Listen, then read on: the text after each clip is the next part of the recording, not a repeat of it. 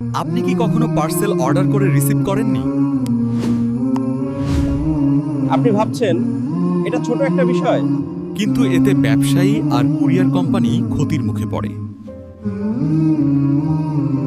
ইসলামে প্রতিশ্রুতি ভঙ্গ করা গুনাহ। আল্লাহ বলেন, অঙ্গীকার পূর্ণ কর।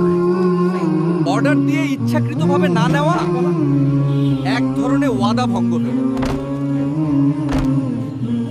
এতে অন্যের ক্ষতি হয়, যা ইসলামে কঠোরভাবে নিষিদ্ধ।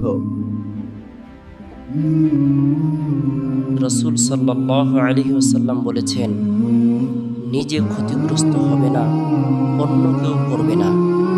কিয়ামতের দিন বান্দার হকের হিসাব খুব কঠিন হবে। তাই অর্ডার দিলে দায়িত্বশীল হন।